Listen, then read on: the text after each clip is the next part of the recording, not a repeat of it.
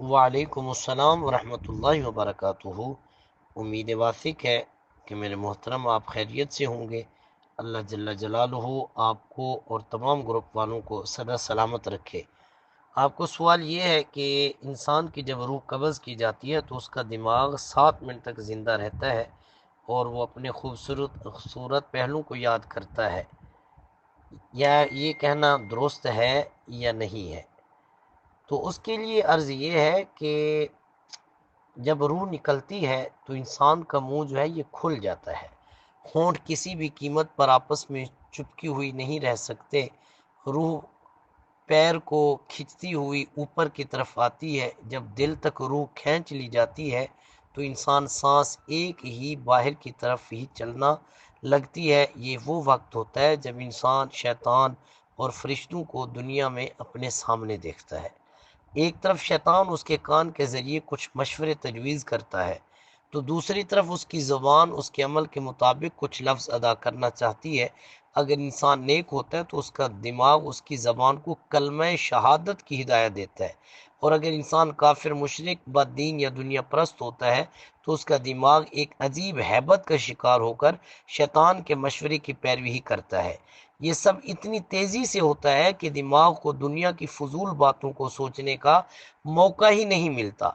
इंसान की रूह निकलते हुए एक ज़बरदस्त तकलीफ जहन महसूस करता है, लेकिन तड़प लिहाजा नहीं पाता, क्योंकि दिमाग को छोड़कर बाकी रूह उसके हल्क में इकट्ठी हो जाती है और जिस्म एक गोश्त के बेजान लोथड़े की तरह पड़ा हुआ होता है, जिसमें कोई हरकत की गुंजाइश बाकी ही नहीं रहती।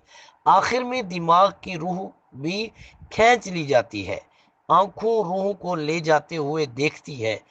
उस आंखों की पुतलियां ऊपर चढ़ जाती हैं या जिस समत फरिश्ता रूह कब्ज करके जाता है उस तरफ हो जाती हैं।